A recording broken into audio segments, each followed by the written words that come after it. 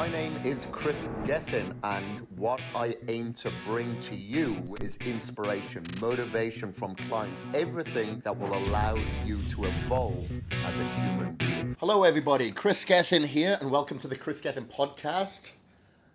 And we are coming from Mumbai. We are in Mumbai. I've been in Mumbai for about 6 weeks now, and I've got another 6 weeks here. Why am I here? I'm here to train a Bollywood client. So today I'm going to talk to you about my routine while I'm here in India and what it's like training a celebrity client. What are the challenges? What's good? What's bad? So I got here 6 weeks ago, and it has been quite the challenge, to be honest with you. When you're training a celebrity, it's not as if you can just go out to the park. You can go to public gyms. You can go to the beach without really planning it in advance. It's a little bit complicated, especially when you're somebody as big as my client, who is Hrithik Roshan. Think, for those of you in America, Tom Cruise and Brad Pitt put together. He's that big over here. He's absolutely massive. So he's recognized by every single person. Doesn't matter what class you're from. Doesn't matter what part of India you're from. Everybody knows Hrithik Roshan. So that can be difficult because we are near the beach. We do like to go down there and do some outdoor workouts, especially when it's raining during the monsoon season. I think it's very refreshing to get outside and kind of control your environment, face certain challenges like that, because it allows you to overcome other challenges. And so that's a little bit complicated. It's not as if I could say, hey, Hrithik, let's go out and grab a bite to eat. Impossible. So fortunately, he does have a gym set up at home.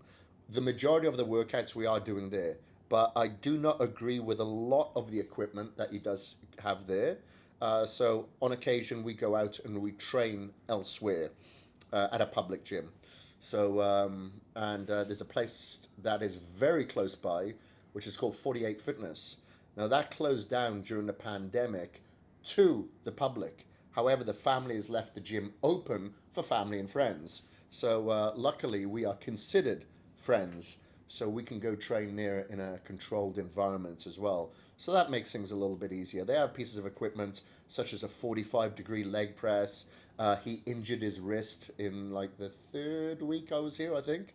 And nothing to do with gym injuries really, but we were able to use like the lateral side raise machine and do rear raises on there without him actually utilizing his wrist. So that gym comes in handy as well. So that's, that's always a problem. Now with the injuries, we've had to really train around the injuries.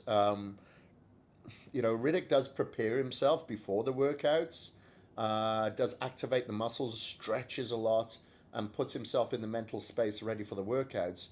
However, I have found that this has turned into be a little bit of a hindrance, not just a help. It's okay if it can help the workout, but there was a point in time where I'd say the biggest setback was not his injuries, is the mental approach to his injuries, believing that he could compromise himself during the workouts. So obviously, if you're inviting that into your universe, you're not going to have a positive experience. You're not going to get a good workout. And it came to a head last week when we went through a leg workout, and I hope Hrithik doesn't mind me saying this actually, but there was a lot of hesitation. There was a lot of hesitation between before the sets, and that was sometimes stemming from a previous injury. It was stemming from his heart rate going up because he did have COVID a couple of weeks before. We'll go into that in a second. So obviously I needed to make sure that his heart rate didn't elevate too much, especially very soon after that diagnosis or after he got better. So that was a concern. Basically, there was a few concerns. And I wanted to have a face-to-face with Hrithik straight after the workout. However, he had to go somewhere else for a shoot, for an appearance, I can't remember. So there was too many people around there. I wanted to have face-to-face in privacy, but I didn't have that opportunity. So I sent him a long video message later, because straight after that workout, I went and had my own workout. And I had a shitty workout. I did the workout. My legs were sore for days following, but I didn't feel enthusiastic. I had to push myself through it. And I sent him a long video message and said, you know, I understand it's fine for you to have concern about certain aspects of you know, your injuries and your setbacks. However, I don't think that's what's holding you back at the moment, because we are behind on this transformation. He had COVID, he had an injury, but now this hesitation is holding us back even more. And I said, the biggest thing that's holding you back is you.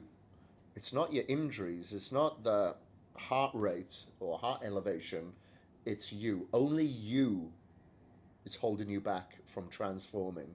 You have to change your mindset. You cannot have this overriding cause for concern before your workouts. You can't face stress before your workouts. You can't talk about work with somebody else externally that could be frustrating you before your workouts. You have to be in the right headspace, because I've flown all the way halfway around the world to be here. I haven't accepted any clients for about 7 years. About 7 years. I've had hundreds of requests. And the only reason I accepted this is because of our history, and I actually like Hrithik as a person. He's a very nice person. And I wouldn't train him otherwise. And that's the reason why I'm here. I've left my partner, my dog, my business, my house. I love Boise, all for him. So if he can't give me 100%, I don't feel that I can. I need to be met halfway as a trainer. I can give you enthusiasm, but this is an energy exchange. And if I'm not feeling that right energy, because we are all vibrations, and if you believe in that, then we need to vibrate on the same level here. So I sent this message, and respectfully, as I'd expect from Hrithik, you know, he's a very smart person. Um, I don't know his IQ, but I suspect it's very high. And you know, he understood.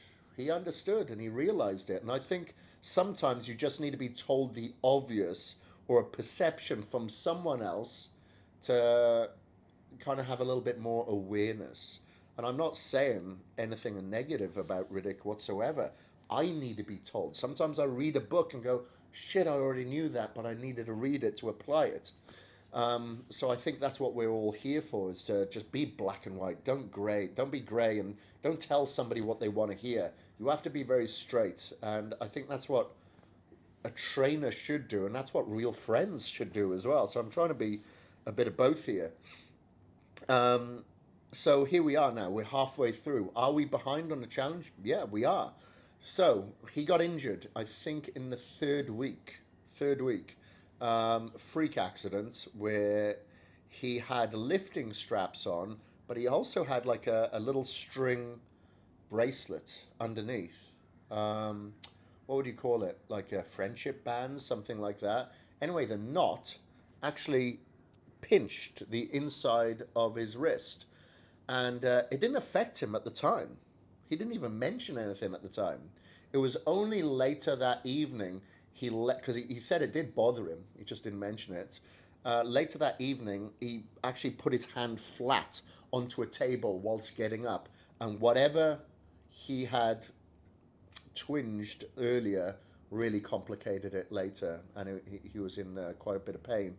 And the doctors examined him. Nothing was torn, but there was internal bruising and swelling there.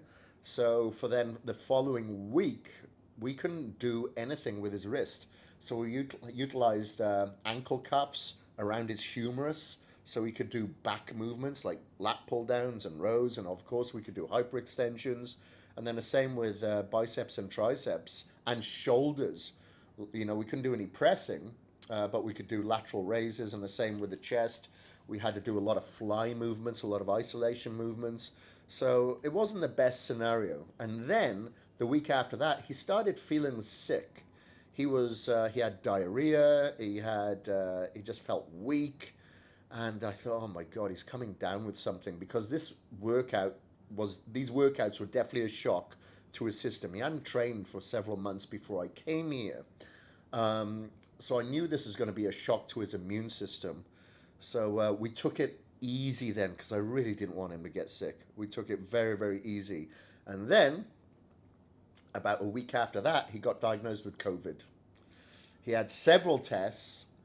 He definitely had COVID. So then we couldn't train for about 10 days while he was sick, at least 12 days, 10 days, maybe it's 12. So he didn't have an appetite, he couldn't eat. So the first 4 weeks, I'd focused on mass building. Even though I needed to diet him because he's holding a lot of body fat, I needed to put muscle on his frame in order for him to diet down, have separation from one muscle group to the other group, and look full when we diet down. I didn't want a flat physique. So that had all gone out the window. And then we started kind of getting back into it. So this is really now turning into a 6 week transformation, not a 12 week. So to say that we're a little bit behind is an understatement. To say that I'm a little bit stressed and concerned is an even bigger understatement. So that's kind of the stress I'm dealing with, because when you're dealing with somebody that big and everybody is asking him at the moment about his transformation, the press, I've done some interviews here, they're asking me about the transformation as well. It's a lot of pressure. It's a lot of pressure because all eyes are on you and you better deliver. Do you think they're going to blame Hrithik? No. No way. Do you think they're going to blame the trainer? Sure. Didn't live up to the hype, because the first time that we had transformed, so I've transformed Hrithik before back in 2011. We were supposed to do a 12-week transformation. We managed to transform in 10 weeks because he was very receptive. A great client to train. We were able to control the environment he had no other work on. And he had a phenomenal transformation. That ended up all over the front pages of the newspapers, in the media, is everywhere. This time, obviously, with those expectations there, but obviously we're more 11 years older as well. It's a more difficult task, especially considering the setbacks. And he has a movie coming out in 10 days' time. 10 days' time. And he's not only the actor in this movie, he is pretty much doing everything. He's helping with the effects, he's directing, he's helping with the production of this movie. And so he's not just the actor. He didn't sign up for that, but he's not happy with certain aspects of this finished product, and it's not finished yet. So he has been stressed out, working hours to get this done, when I really need him to spend more time focusing on rest, recovery, because as we know, stress allows cortisol to rise and you're not able to recover, you're not able to put on as much muscle, you're not able to burn fat. And, for instance, last night he got like 5 hours sleep, something like that, 5 hours. And I said, what happened? He said, I couldn't switch my brain off. I'm editing in my brain every time that I wake up, because he's got a lot of edits to do in this movie. So the complications of this transformation compared to our first one is really, really heightened, and I'm feeling the effects. So to go into my routine briefly, I basically wake up around 4, 5 o'clock in the morning. I do my meditation. Sometimes I have an instructor named Shri who comes around, and we either go down to the beach or in my hotel room, and she puts me through 30 minutes of meditation. Otherwise, I use my brain tap device. And if you guys want a discount code to the brain tap, by the way, just let me know. But it is this device here that works through light therapy, binaural beats, and also you have the guided meditation by Dr. Patrick Porter, who is the inventor. I absolutely love it. Absolutely love it. And then I have my red light. I've got my red light panel, my mobile panel there. I'll get some red light in the morning. And then I usually go down to the beach and do my cardio, which is usually barefoot, so I can ground myself at sunrise, get the restorative red rays if the sun is out, because it's monsoon season here, so a lot of the time it's raining.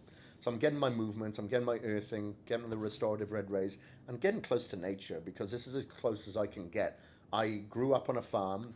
I live in Boise, Idaho, right in the mountains, but I don't have any of that here. So I try to get down to the beach in the morning just to clear my head. Then I usually come in, have my breakfast, and do a little bit of work, and then get straight over to Hrithik's for about 8 a.m. and then I'm usually there until about 12 o'clock because we usually eat together, we do the workout, we eat again together, do the post-workout cardio, and then I'm there, till about 11:30 midday, and then I do my own workout. So that takes me to about 2:30. Sometimes I'll train at various gyms around here, 48 Fitness. Sometimes I've gone to our Kris Gethin gyms in Chembur. So one of our gyms, we have a Kris Gethin gyms franchise here in India, is about an hour drive away. So I don't go there all the time because 2 hours is a lot for me at the moment because my time is so tight. Then I usually get a little bit of work done again, maybe client check-ins, online check-ins, a lot of emails to get through. Sometimes I'm recording this podcast or I'm filming content. I'm doing blood glucose tests at the moment. I've just taken off my glucose monitor. I got to put a new one on. So I'm testing a lot of Indian foods with my blood glucose monitor. My times are pretty much taken up. I'm doing interviews for people's podcasts. Sometimes I'm driving to newspapers or media houses to do interviews. I've been filming collab workouts.